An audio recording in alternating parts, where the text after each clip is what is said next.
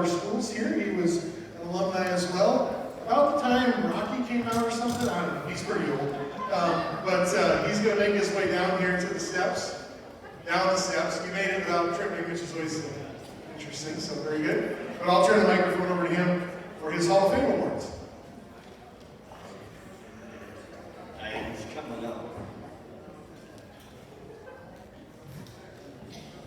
I think the class of 53 over here would like those little canisters back. They might want to take their money back out of the canisters.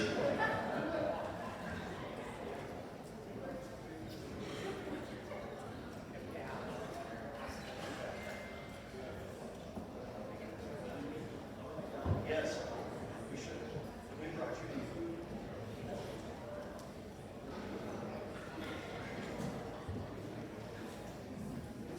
Well, good afternoon, Pirate Nation. Welcome home, and welcome to the Climate Control Tartan Gymnasium. Okay, as Brooke mentioned, been working on that for a few years. Certainly, we've been working on air quality before COVID, and then it became, the thing that everybody had to do during and after. And this was on the list for sure. And I have mentioned it every year. Last year, I told them as we were sitting in 90-degree heat in here, I hope it's 100 degrees outside next year because it's going to be cool in the tartan.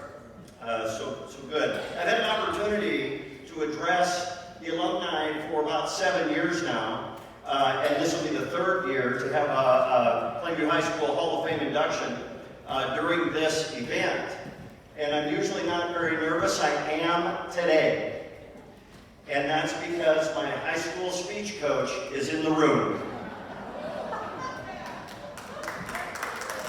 Yeah, Mrs. Mills deserves certainly a standing ovation because she had me as one of her students, and right now she's like, I wish you hadn't mentioned that you were one of my students. Well, so we'll see how this goes. So as you likely know, I've been honored youth superintendent now for just finishing 7 years, and I take quite seriously my responsibilities as superintendent of your alma mater. Most of my duties are quite mundane and routine, not dissimilar to the other 244 school districts across the state of Nebraska. But what is different for me compared to practically all others is that I get to be the superintendent of the school I attended for 13 years and graduated from, the class of 1985.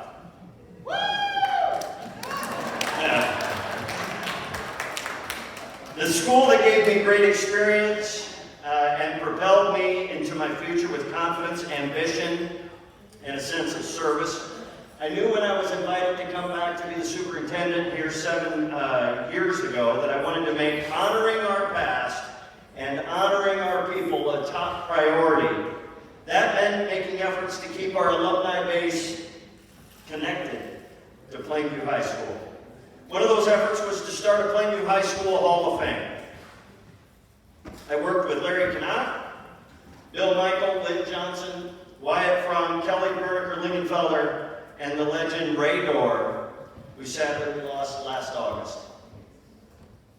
We started to work nearly 5 years ago to develop some criteria and to identify the best of the best in athletics, coaching, and performance in Plainview High School history. Today, it is an honor to induct our third class into the Plainview High School Hall of Fame.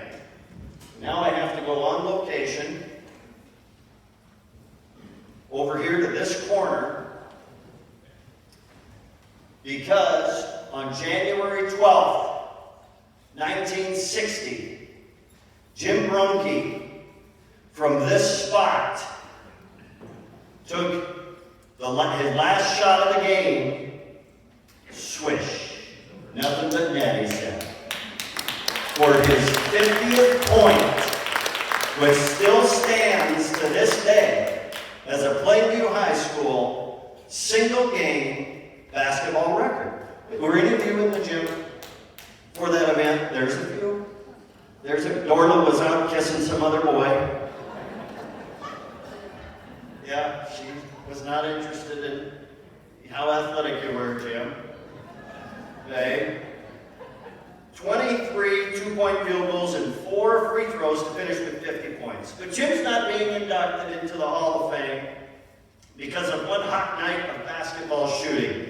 Jim was a prolific scorer and a tenacious defender. Knowing that Jim was a collegiate athlete, we didn't correctly surmise that he was recruited to play basketball in college. But it was football where Jim moved to the next level, quarterbacking the Huron College Scalpers in the early 1960s. If Jim wasn't already the big man on campus at Plainview High School due to his play on the basketball court, the football field, he married the homecoming queen and the class valedictorian. Jim's led a great life since graduating from PHS due to adhering to his philosophy and his parting advice for underclassmen that he inscribed in his senior yearbook: if work interferes with play, give up work. Finally, if I could borrow a common phrase that Jim was known for uttering 60-plus years ago as he roamed the halls of PHS, well, I'll be jiggered. Ladies and gentlemen, Jim Brunke is a Hall of Famer. Jim, if you please come forward.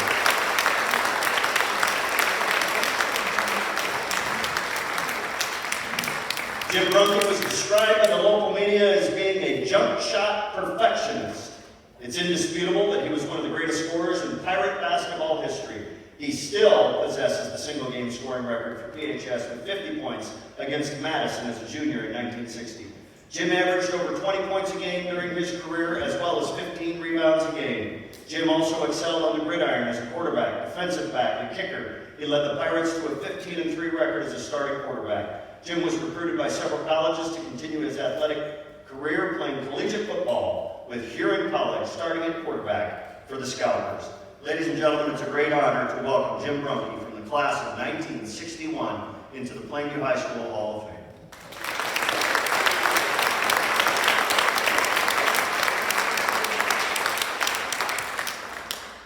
First of all, I would like to say thank you to Aaron and all the staff and put together this wonderful program.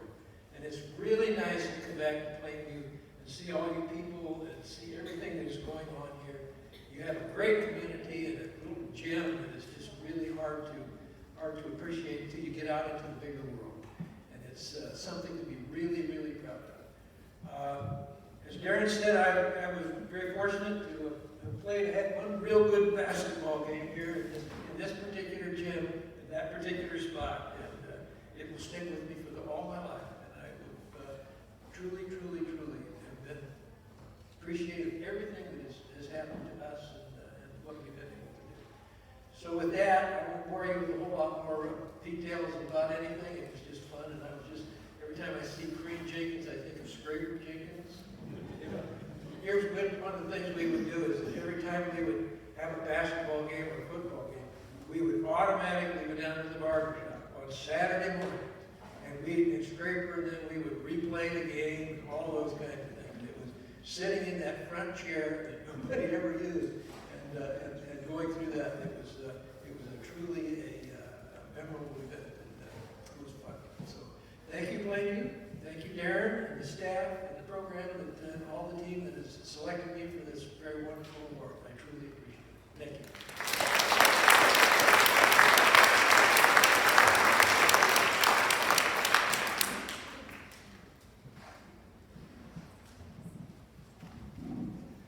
PHS was arguably at the pinnacle of small school high school football during the 1970s, winning 2 state titles and sending many players on to terrific collegiate careers, notably Bob Lingenfelder and Tim McCready, also Kevin Roach, and maybe the most decorated of them all, Roger Waffles. During my research of Roger, I came across several pictures of him in yearbooks, team photos, a couple newspapers. One thing I noticed is he didn't seem to smile very often. He always appeared to want to tear somebody's head off. That mentality suits defensive linemen very well. I asked Dale Bungie, who was a teammate of Roger's, before the banquet, because I knew in my head he was 2 years older than Big Bob. who arguably best offensive lineman to play football at Plainview. And here is Roger Waffles, arguably, maybe undeniably, the best defensive lineman. So surely they would have had to sharpen their skills against one another. So Coach Bundy shares with me that one day, shortly before the practice had really got started, they're down waiting for Coach to get down and blow the whistle. And the boys were messing around, had a soccer ball, or there was some kind of activity going on. And Big Bob blindsided Roger as they were running around. And Roger got up and said, "It's rally time." And he went and whooped Big Bob's butt. I wish Bob was in the room, but feel free when you see Bob to remind him of that. He might dispute it. But we're going to go with that story about Roger Waffles. Accepting Roger's Hall of Fame plaque is his brother, Larry. Larry, would you please come forward?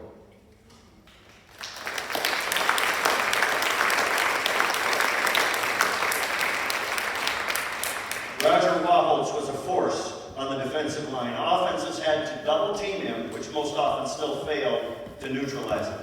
He was instrumental in opening holes for a stable of running backs, which helped lead the Pirates to an undefeated season and state football title in 1973. He was named to the All-State team his senior year. He then led the Pirate basketball team to one of their best records in recent years as a powerful player into the basket. Roger continued his football career at Kearney State College and became a two-time All-American, helping the Lopers to a 17-3-1 record and back-to-back top 6 national rankings. Roger was inducted into the University of Nebraska Kearney Athletic Hall of Fame in 2008. It's a great honor to welcome the late, great Roger Waffles from the class of 1974 into the Plainview High School Hall of Fame.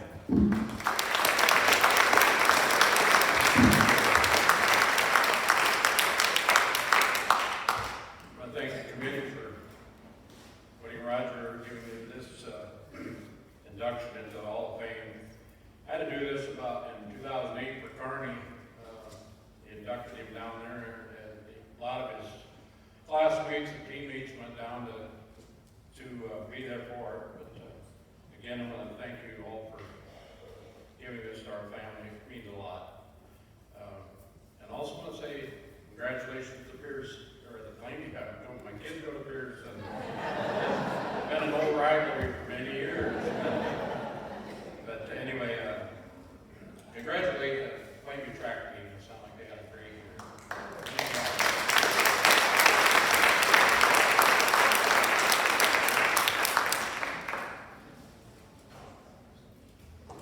Gosh, Larry, thank you for mentioning that. You're all hopefully or likely possibly aware, yes, our boys track team won a state title 2 weeks ago in Omaha at Omaha Burke. And so our first state track title and banner will go up in the Pirate Gym. So we're certainly very proud of the trajectory of that program to go along with so many others.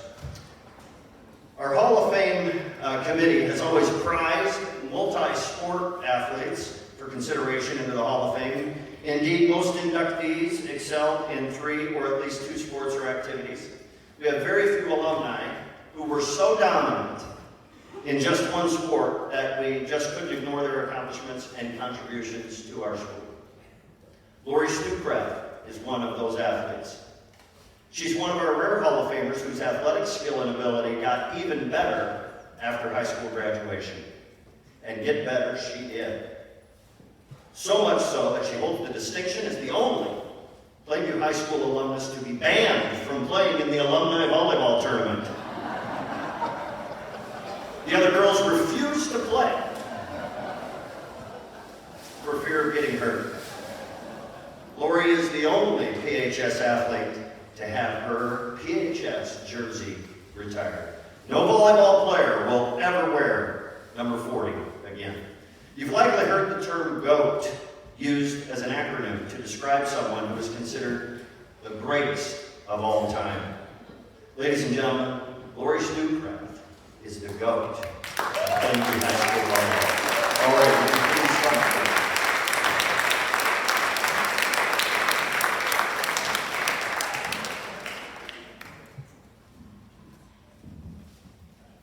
Lori Stucraft.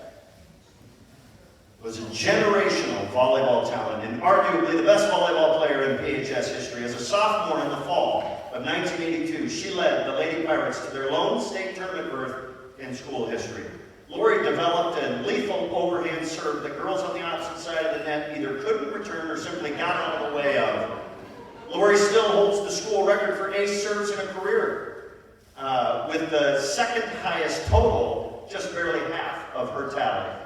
She was the first three-time Norfolk Daily News top 12 volleyball athlete, as well as the first team All-State selection. She continued her career at Doane College, where she would go on to earn All-American honors. She still holds the career for kills in a game and season for the Tigers, and was a 2003 Doane University Athletic Hall of Fame inductee. Lori Stukrath is the only PHS athlete to have her jersey number retired. Ladies and gentlemen, it is my great honor to welcome my good friend and classmate, Lori Stukrath, into Lakeview High School.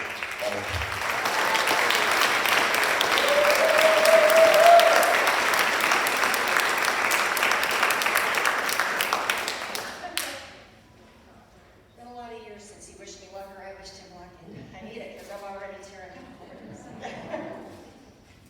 Thank you so much for that amazing introduction. I'm truly honored and humbled, if you can't tell, to be one of the few women to be inducted here into the Hall of Fame at Lakeview High School.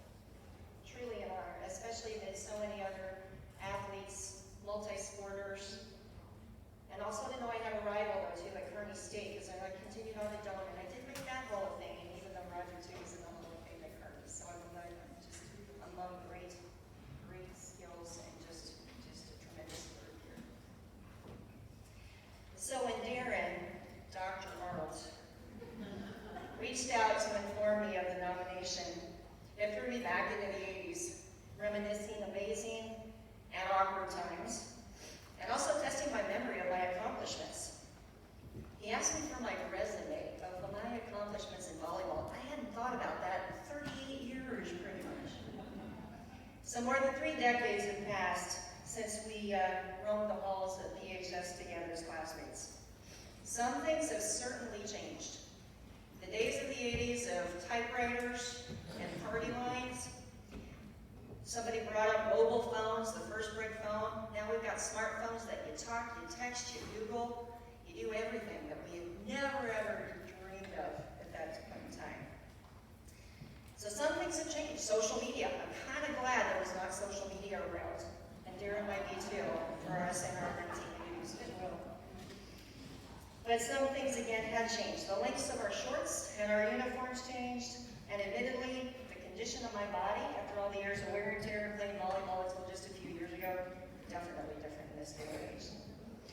But I do want to point out that had Plainview began the Hall of Fame and inductions 35 years ago, I probably would have been able to fit into my old jersey, which they honored me by retiring it in the 1900s. And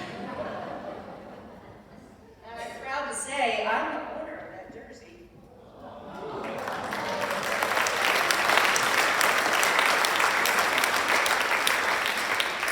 Darren told me that they weren't sure where it had gone. It went here. It went here. So, yeah, but 35 years ago, we might have had a better shot at wearing this, I can say that. So, although many things have changed through the years, one thing definitely remains the same here in Plainview, and that's the incredible pride and spirit that runs through the veins of this school. I'm glad I had the opportunity to grow up in this environment of such a strong work ethic, community, and healthy competition. I want to thank the selection committee at Plainview High School for this wonderful honor, along with many others who contributed to both our team's success. We had a winning season all 4 years I was here, and to my success. None of this would have been possible if it weren't for my amazing teammates who played hard, dug deep, and set me up for a lot of kills, some of which allowed me to six-pack the opponents. So I think that's probably why I got banned from alumni. I also want to thank my friends, teachers, the community, and coaches for cheering us on with unwavering support at every match. I would be remiss if I didn't acknowledge Coach Larry Canuck.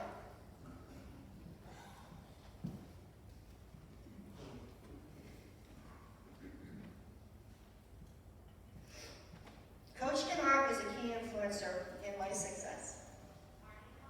He's a legend in Plainview High School and Plainview's history. And he had the privilege, at least I hope he felt that it was a privilege, to coach me, my older sisters, and hundreds of others. He led us in understanding the importance of teamwork, dedication, and never giving up. And as Darren mentioned, thanks to his guidance, I made all conference, all district, all state, and I continued to play in college, becoming a 3-time All-American. I was thrilled to see him inducted into the Hall of Fame last year, and I'm even more pleased to recognize him today too and see him in the audience. So for all of you who know Larry, please join me in a round of applause.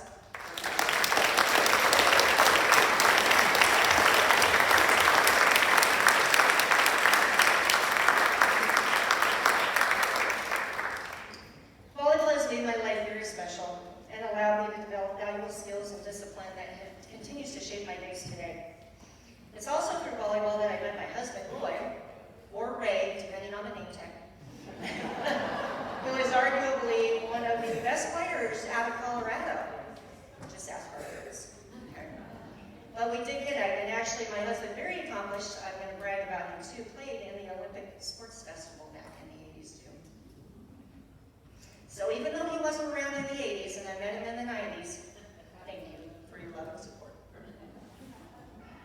I especially want to thank my mom, and I hope she can hear me.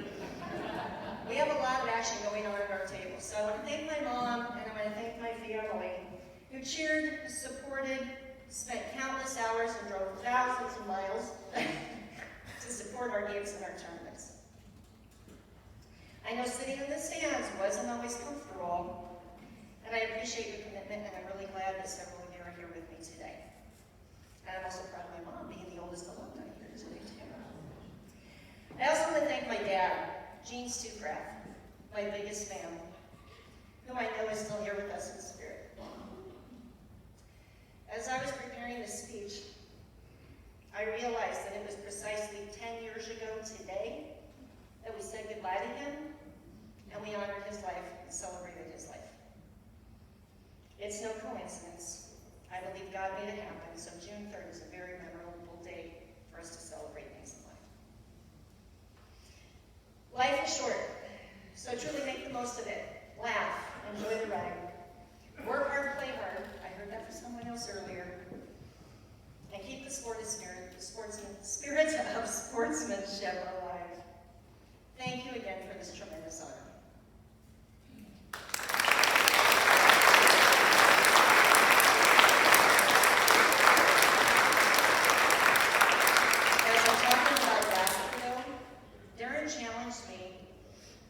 To wear number 40. Come down the hallway later, so if you want some laughter, come down the hallway and I will put on number 40, because I tried it a couple of days ago. Yeah, she asked me if I would put on my wrestling singlet. I was a 98-pounder in high school, so that singlet's about yay big. So it's been nice being your superintendent. That's probably what would come of that.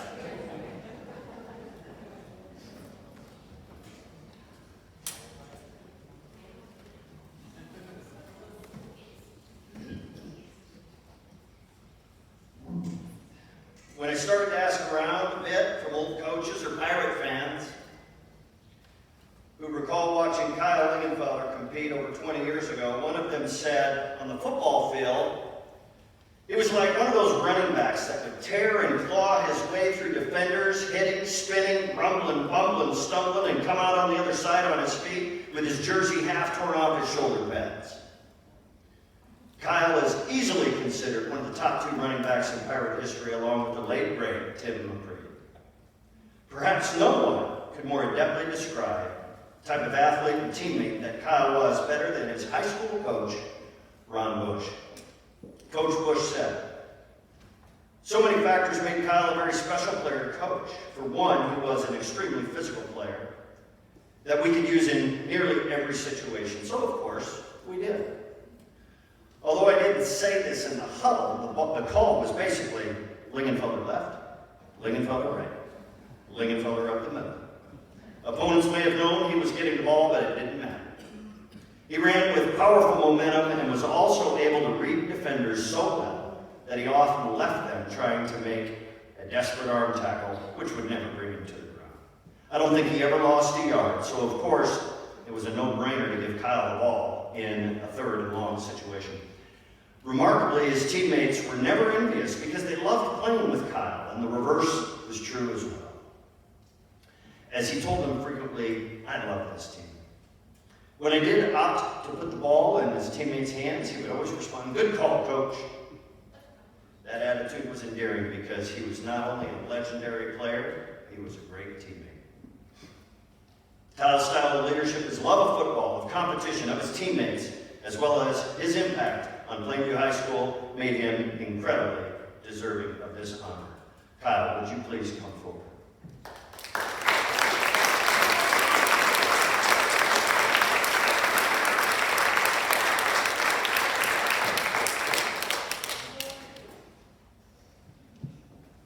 Kyle Lingenfelder was driven to win. A deep-seated desire to be the best motivated him to become one of the top 3 sport athletes in PHS history.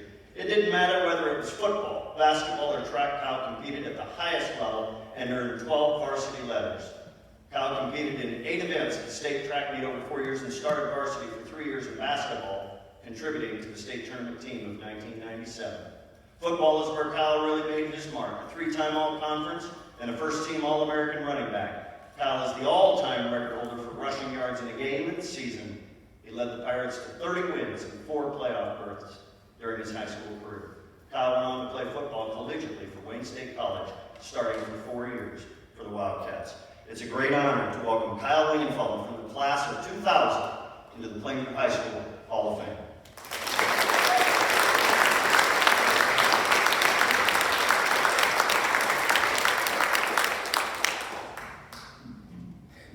I'm going to take this thing off and walk around because I'm really nervous right now. First of all, I want to congratulate all the former alumni and the current ones today. Awesome honor. This is really cool.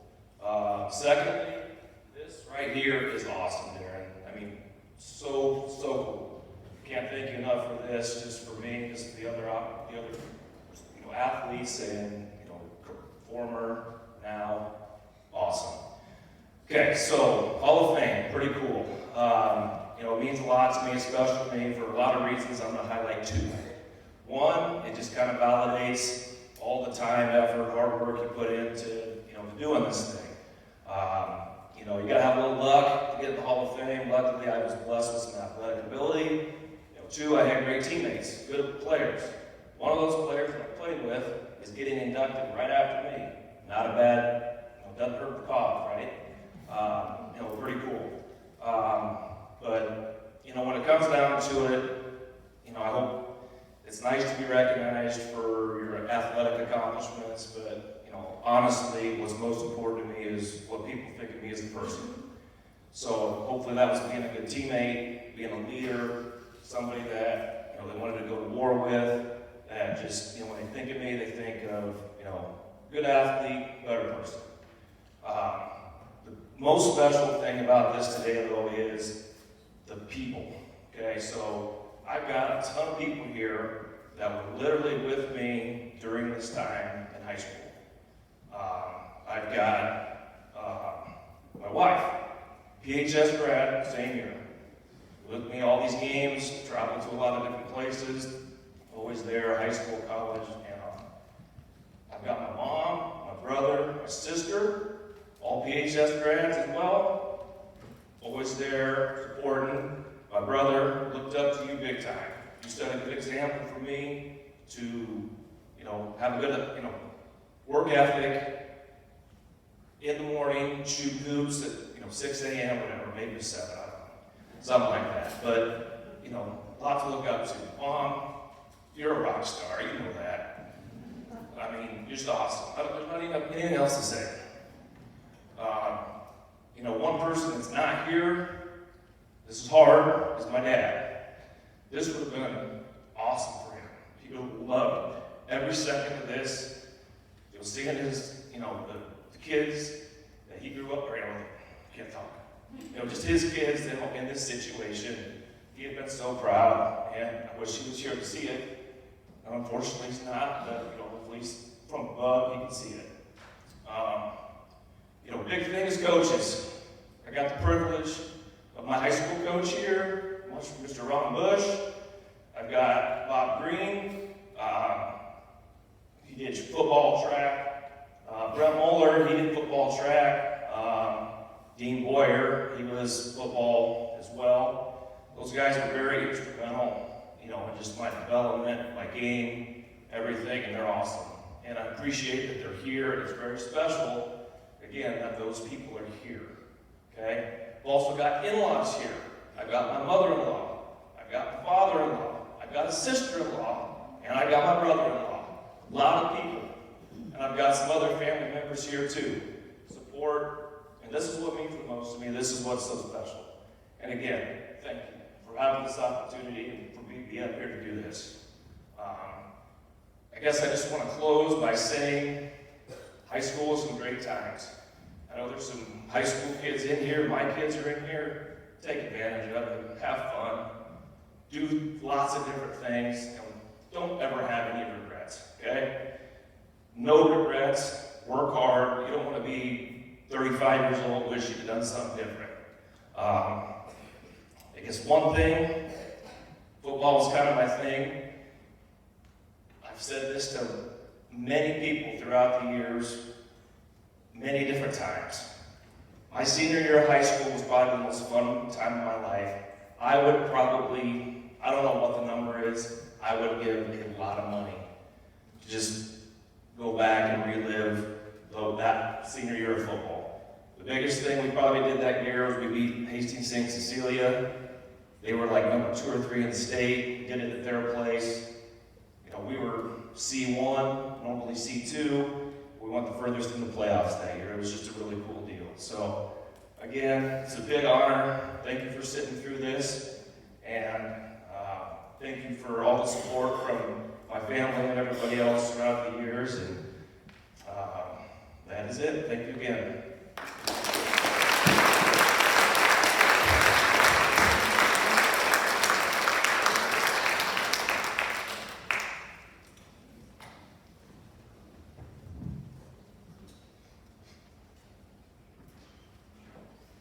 Perhaps the number one physical factor that makes a big man a great athlete is great footwork. And it was agility to go with a large, powerful frame that made James Pointer a state medalist in wrestling, a state medalist in track and field, and a football player deserving of an invitation to play in the Shrine Bowl. James High School football coach was also Ron Bush, who heaps high praise on him with these words. James Pointer was the type of physical specimen that every coach dreams of having on their team if they want to be successful. A big, strong lineman. It took only a few practices for me to realize that Pointer's talent, competitive spirit, football IQ were even more than I anticipated, which made me extremely happy. His footwork was incredible. Despite his size, he moved with great ease, speed, and force, which gave him an extraordinary advantage on blocking angles. Coaches didn't typically pull a tackle of his size very often, which means having to block someone on the opposite side of where they line up. But because of his athleticism, we were able to do that when needed. Opponents were rarely able to keep up with Pointer's relentless versatility, strength, and especially his intelligence. He had an amazing ability to learn from every single play, to discern what the opponent was doing, and determine how best to manhandle them accordingly. Linemen are often the unsung heroes of a football team, but they are the difference makers. To say that Pointer was that is an understatement. It was my honor to coach him, and I'm so proud that he's being recognized for this much-deserved honor. James, would you please come forward?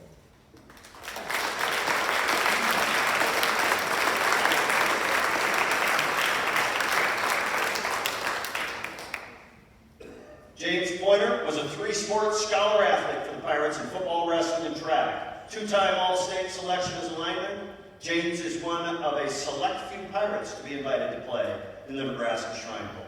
James ended a 9-year drought of state wrestling medalists for the Pirates. He was the first state medal winner for legendary coach Dean Boyer, and is often credited for putting Plainview back on the wrestling map in Nebraska. He finished his senior year with the most wins in a season of any Pirate wrestler up to that time. James would set another all-time record in track by throwing the shot put further than any Pirate in history, a record he still holds to this day. He earned a state medal in the shot put his senior year. James took his football talents to the University of Nebraska-Kearney, where he earned all conference honors for the Lopers 3 times. James continued his football career playing and coaching for another 11 years in the Arena League. Ladies and gentlemen, it's a great honor to welcome James Pointer from the class of 2001 into the Plainview High School Hall of Fame.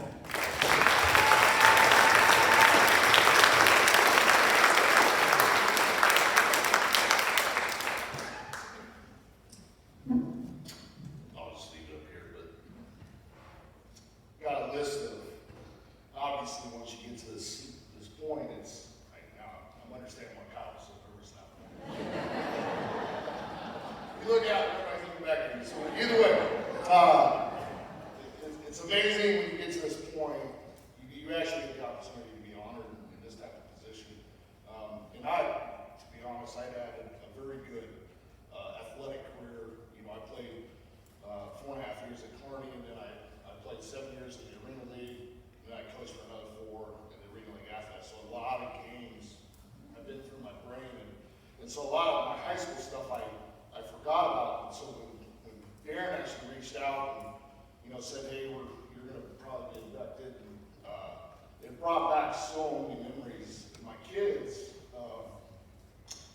they don't know a lot about my high school years because they're not. We moved out to Ohio, so we live in Ohio now. So they don't know a lot about it. I don't talk a lot about it. They just know Dad was good at football, right? So this gave me the opportunity with my own kids to spend time with them, go through my medal box. My 9-year-old was lining up all my medals that I had gotten, and she's like, Dad, there's a lot in here. And I said, well, when you start athletics as a young kid, and you grow up, and you're at all the wrestling tournaments and all the football stuff and all the track stuff, the medals just keep coming. So it's an honor.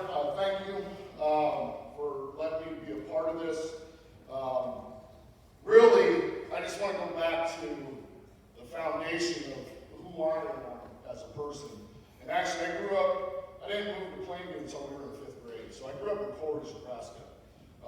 And I had some neighbors, they were the Potter family.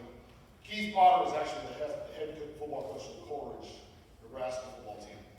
And he had a son that was my age, my sister's age, and we played sports every day. And his dad was there every day. Taught us the game of football, taught us baseball, taught us a lot of stuff. So that's probably the sole root of where sports came natural to me, was because of them two. So Keith and Drew Potter are actually from where it all started. Keep going here. So the biggest thing, I think Plainview itself, the amount of passion that teachers have here, you don't recognize it until you leave. And it's stuff you look for in life, right? And then you look back, and the passion that the teachers have, and the time and the effort that they put back into you, is so key to the development of kids. And I can't thank the school enough for putting certain people in my life, and even things that aren't even sport related. Mrs. Retzloff, band teacher, I spent so many hours with her, and I can't thank her enough, for all the things she taught me. Mrs. Sievers, my art teacher, I took several, as much as I could, independent art classes with her, because she let me just do what I wanted. She threw some ideas at me, and it was amazing. Going through one of the funniest things, maybe some of you guys will remember this too, but in 8th grade, I had Mr. Tassmeyer was our social studies teacher. And I'll never forget this for the rest of my life, but the very first word he wrote up on the board was culture.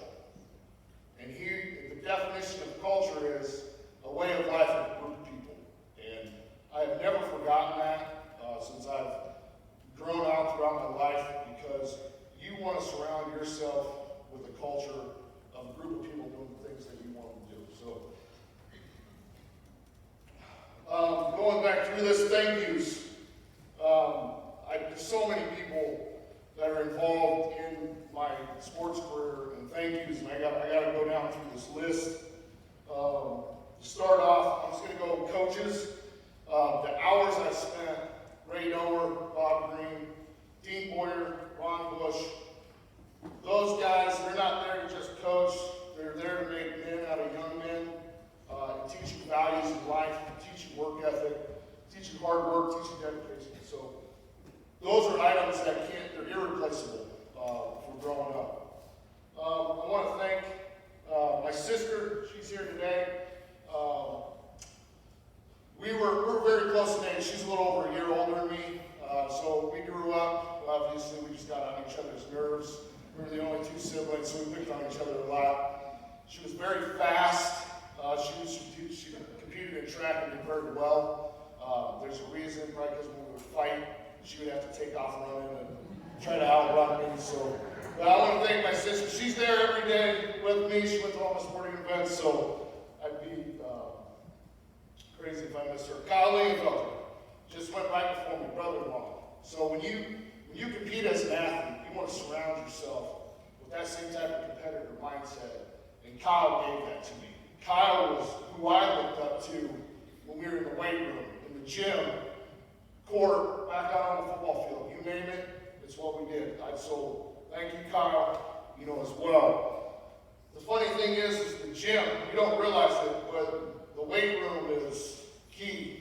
I spent countless hours in the weight room just trying to hone in on, your strength and your agility and your plyometrics, things like that. The funny thing is we used to have, in the gym, we had a big whiteboard, and we would have a quote, like quote of the week.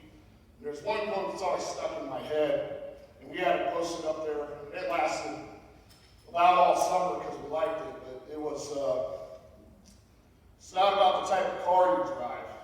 It's about the size of the arm in the window.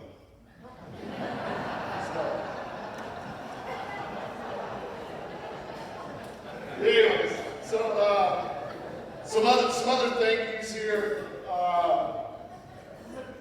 Really, my mother, she's provided the foundation of faith, hope. She made sure I went to church every Sunday. I was in a youth group every Wednesday. She provided that for me. My dad, countless hours going to and from. My dad was also a truck driver, so he would race home on Friday nights to make sure he was at the games. There's a lot of times we spent in the car. Dad talked a lot about fear, and basically, if you can eliminate fear as an athlete, you will be successful. That is the biggest thing that stuck with me for my whole life. So thank you, Dad, Mom. And then really, I've been blessed, with having mentorships throughout my career, throughout my college career, throughout my life. I've got friends, some of the best friends in the world. Some came in from Laramie, Wyoming, Dallas, Texas, Omaha to support me for this. So I can't thank you guys enough being here. And really, because of this, the amount of impact that I want to provide, which is the same that you guys provided to me as a high school, and it's an honor to come back. And I in return hope that I can impact people the same way that you guys have impacted me throughout my life. So, with that being said, thank you.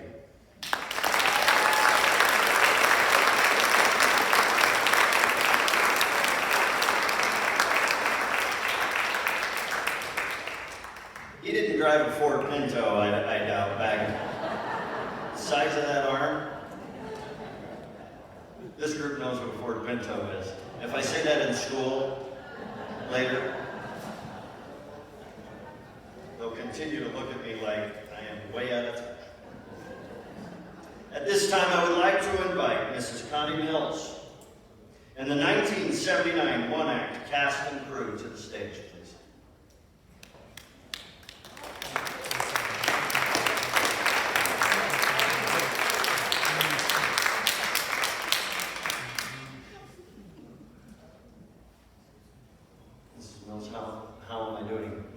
the stage.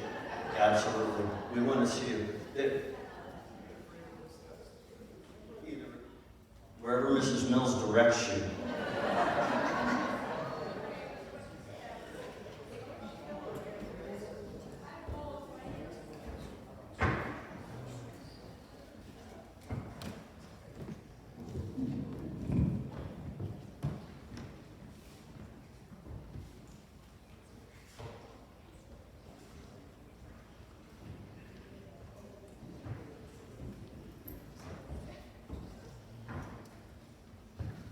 Yeah, if they wouldn't have been able to climb those steps to get to the stage where 44 years ago, on this very stage, this cast and crew did something that Plainview High School has never done before or since.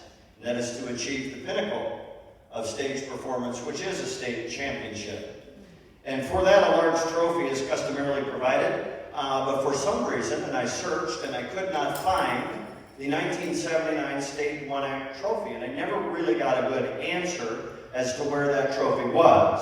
But I did determine that our trophy case should not go without a state championship trophy from 1979. So the first thing I would like to do is present Mrs. Mills with the 1979 Class B State Championship Play Production Trophy.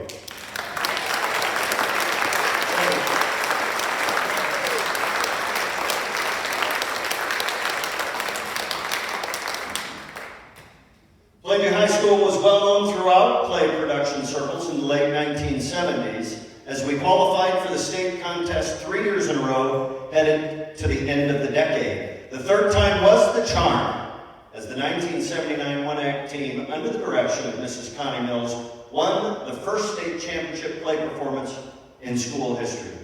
Their rendition of American Dream took the Class B title on the campus of Kearney State College and propelled PHS into a perennial state contender into the 80s. The 1979 team, however, remains the standard for play production at Plainview High School. Ladies and gentlemen, it's my great honor to introduce Mrs. Connie Mills and the 1979 play production team into the Plainview High School Hall of Fame.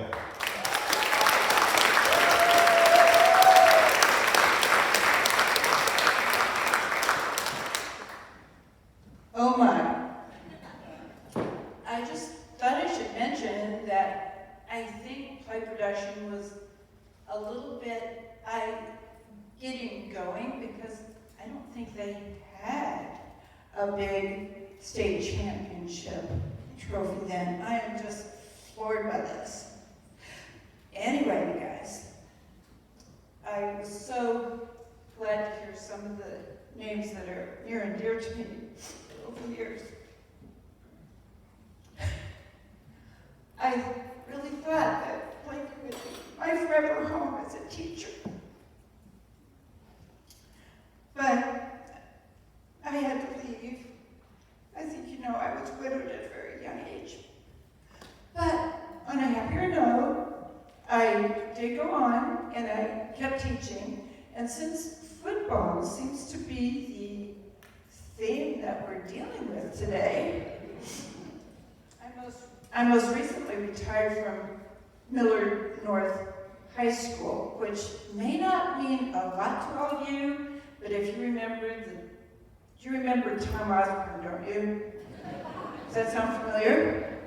And do you remember one of his Heisman Trophy players, Eric Crouch?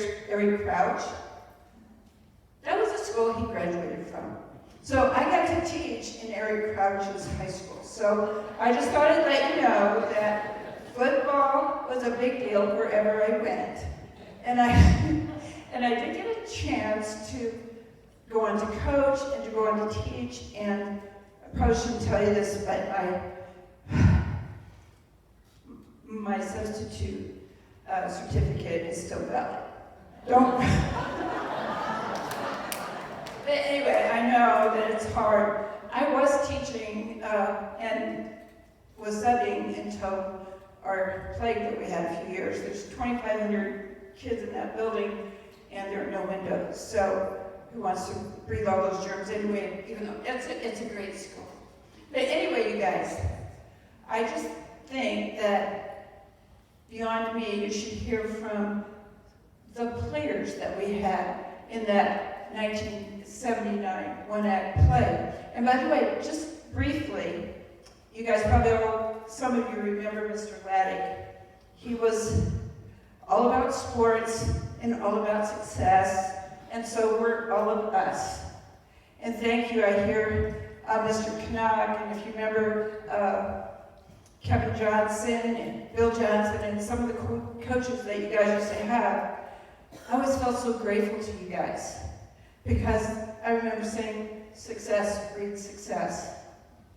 Otherwise, we wouldn't have put, after this small cast did so well, the next year we managed to put 73 speaking parts on stage for Little Abner the musical. And I had to use the baseball players, the football players, the wrestlers, and they were all so excited to be involved in everything. And that's part of who Plainview is. And anyway, when I told Mr. Laddick that we were going to do this play, I said, it's a comedy about families, but it's kind of controversial. I don't even know if I want to put it on stage here in Plainview. And Mr. Laddick said, well, we'll see if it does anything. And if it does, we'll put it on stage.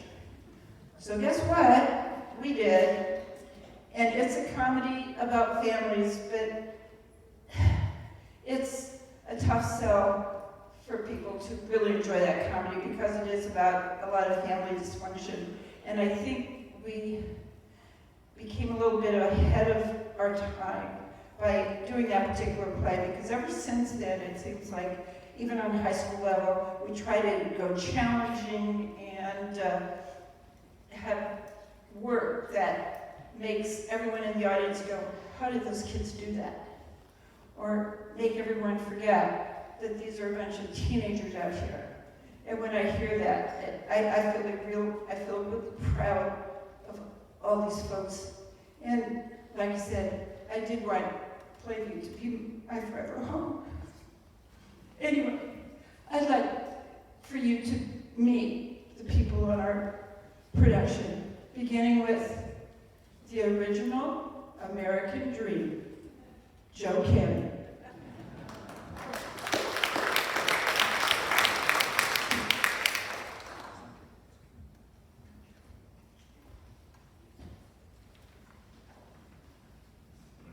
Okay, well, when I think back about my time at Plainview High School, my fondest memory is being a member of the American Dream cast. But it wasn't so much the notoriety of winning the state championship as it was the journey along the way. Two things stick out in my mind. First is perseverance, and the other is thinking outside the box. As far as perseverance, Connie told us several times during our practice sessions, this is a very difficult play. And we had a difficult time putting it all together. We didn't do well at DNAC, the judge slammed us, couldn't stand us. And of course, Connie had her revenge because we played workshop like 3 months later. She said, oh, by the way, you know, we won first place at state, and his jaw about hit the ground. Remember that? Well, anyhow, somehow it all came together like 2 weeks prior to the state contest, which we won. And then we went on, you know, the rest is history. But as far as thinking outside the box, I guess when Connie cast Arlen to play Grandma, I was thinking outside the box. And I told her, you know, before Dustin Hoffman played Tootsie, before Robin Williams played Mrs. Doubtfire, Arlen DeVille played Grandma. And even though they got Academy Awards, he should have. And then also, per the script, when Rhonda took off her dress, that shocked the audience. At least half the audience was totally shocked. So that's and also when I think about her thinking outside the box, she chose me to play even a young man because I'd never acted before and struggled through speech class. So I'll always remember that. Of course, I have to mention Brian Weicker and Rhonda Foster, who I think today are the two most naturally talented actors I've ever met, and actresses. But to close it off, I know Connie told me not too long ago that, you know, I was just having fun with the rest of you along the way.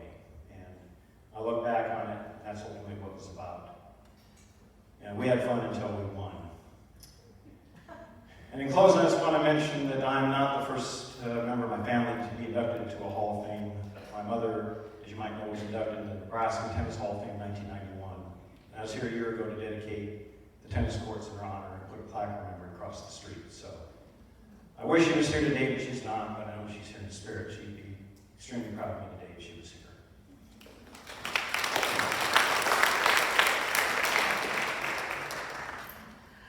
So I'm Rhonda Sinovic, the infamous Mrs. Barker, the one who had to take off her dress and walk across the stage with a slip-on. This is not coming off today, by the way. So, walking back in here today, I've not been back in a long time into the high school. And some things are so familiar, and some things are so different. We've all decided that none of us look different. We're all the same, so all good. But it is a privilege, first of all, to be here and have this honor. Second of all, to be able to celebrate with Mrs. Mills. There are a number of teachers who have great influence in your life as you're growing up, who grant you confidence, teach you how to grow and be a part of the community around you. And Mrs. Mills was definitely one of those teachers for me, and I'm so appreciative. But as I look across this group was together for a lot of fun. Not just this play, but in other things as well, and a lot of mischief. And I wouldn't want to be a part of any other group as this part of the Hall of Fame. So thank you for this honor. Jeff Moret, congratulations to Mrs. Mills. We're tickled to have her be honored for this. I'm Anissa Lara Hoy, and yes, Connie, congratulations. You were always so fun. Hello, Jaylene Horst DePeel, and I was in the crew, and I don't remember what I did. I really don't. I was in that picture, the corner, but I'm not sure if I was an understudy or whatever. And the best part about winning was we got to go out to eat afterwards. Yeah, we got to stay in a hotel, but we went out to eat, and I thought, oh, what am I going to order? It's kind of dark in that place, and I ordered something called shrimp scampi. And I don't know, but yeah, I just appreciate, this is fun, so it's been fun to come back, and I always liked the senior year, Mrs. Mills, of course, except the one time she made me sit out in the hallway because I was too loud.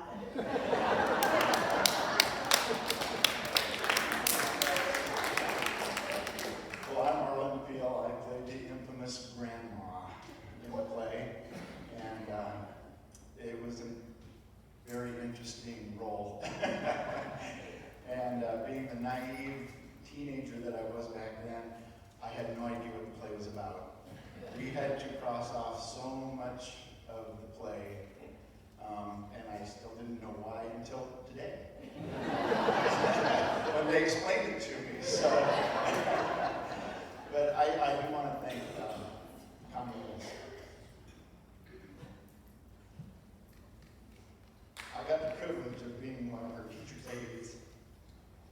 And I brought her cookies a lot, and we spent long hours even after the school day was over, going through papers, and it just showed me a sense of how much teachers do extra. You know, I figured it's a 8 to 3 job, and they get the summer off, and yippee-yi-yo, but it's much more than that, and I got to see that and really experience what teachers do, and I've always been so grateful to work with you.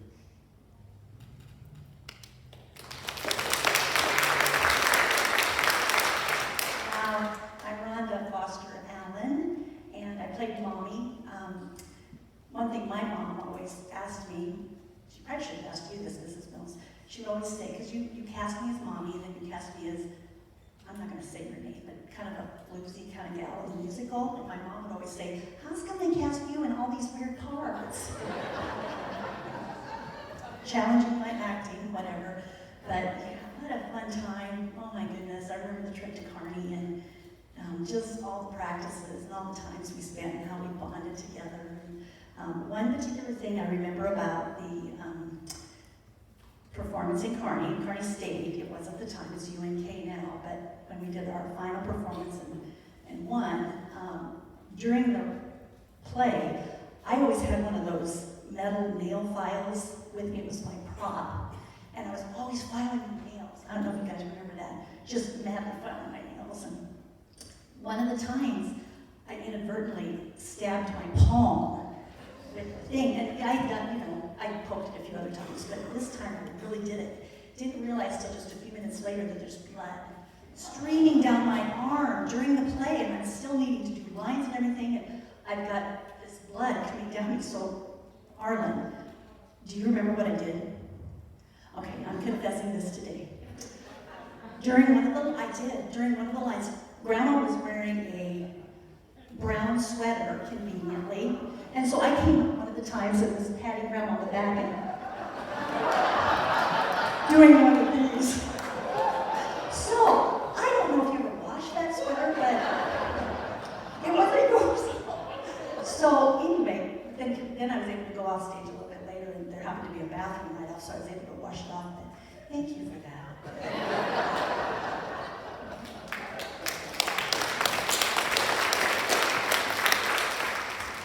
And lastly, I am Brian Lacker. I'm a little shy, so I'll keep it short. Just thank you to PHS for honoring the theater nerds. It's kind of nice for that every once in a while to call these jocks, so we feel kind of jockey. Thank you, Darren. The only thing I want to mention was, after I got to thinking about this play, there really wasn't much of a stretch for typecasting, because we've got Joe, the Studley American Dream. We've got Rhonda, the socialite club woman everybody wants to be. We've got Marlon, the senile grandma. We've got Rhonda, the emasculating, overbearing, bossy, talkative.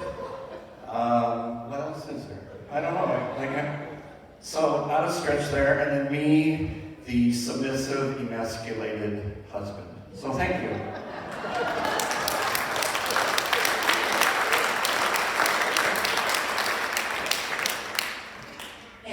Boy, were they a fun team. We had so much fun. And for some of you out there probably remember some of the plays we were in. We had such a good time. And thank you, coaches and everyone, for winning brings more winning. In the football field, the wrestling match, whatever. I was so proud and pleased to be involved in all of that. Thank you, guys.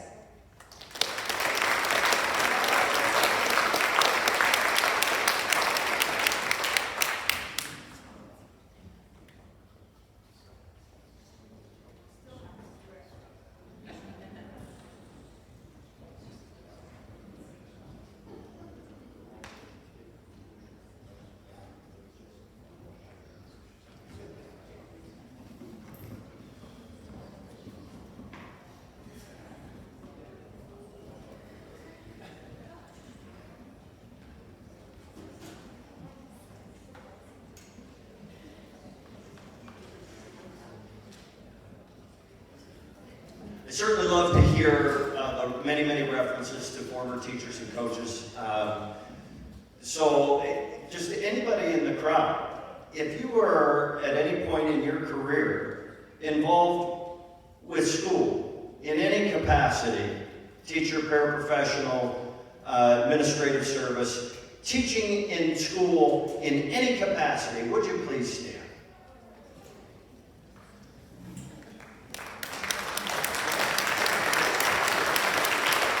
Thank you. Hey, Diane, I'm not turning it back over to Kareem. No. Oh boy. Kareem's going to come back up here and scold you.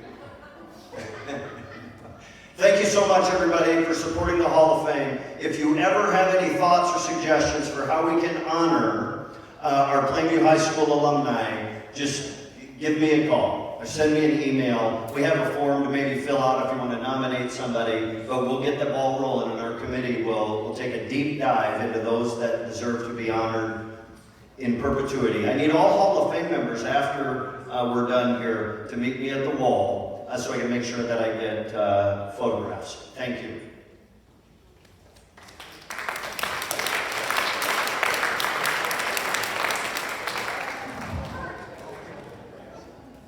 Sometimes I don't tell all the truth because I can't proud. So I just want to say one thing to the class of 1973. You missed the important part of your remembrance. 50 years ago, the Vietnam War stopped. So you started your life, and that was good. The other things, Dr. Arnold has done a lot of really good improvements in our school, in case you didn't notice.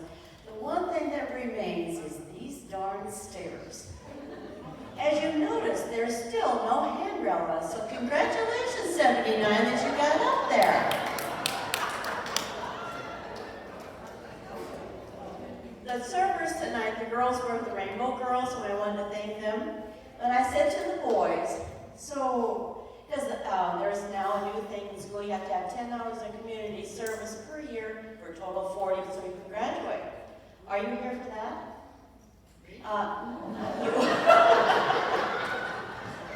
So the boys said, no, we were just asked to help. So we're glad that we have you that are still able to say, sure, I will. The other thing is I need to introduce at this time Mr. Ken Smith, who wants to give a response from the 1953 class. Mr. Smith?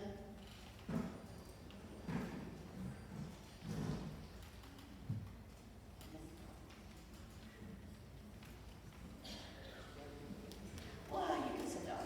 Or you can stand and listen to him. You can rattle all the way you want to over there.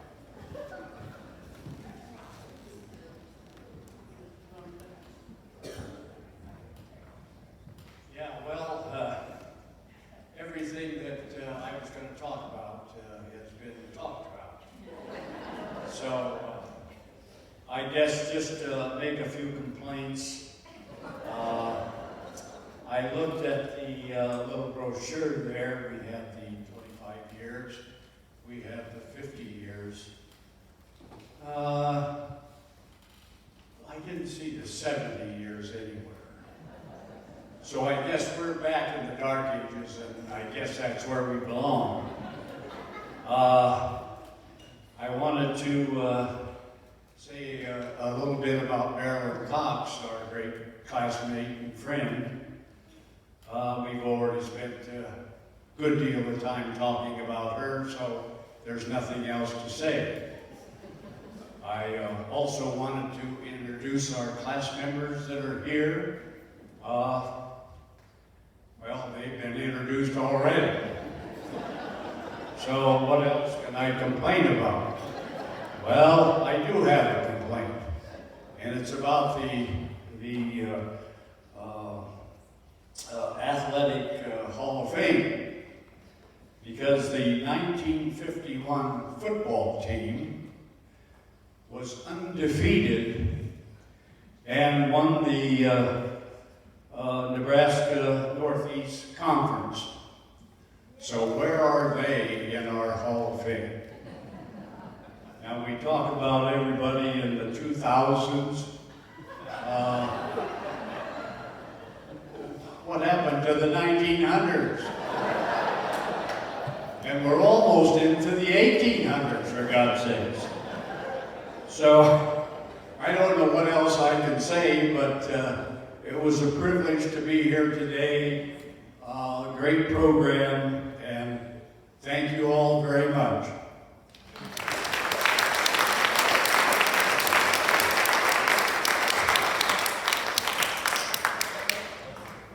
Thank you. I'm going to Carol. I'm not really proud of him anymore. She asked me to bring this over to her.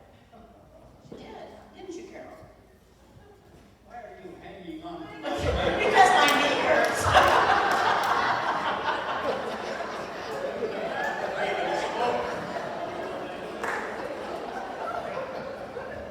Yes, thank you, Ken. I appreciate you sharing those thoughts with us.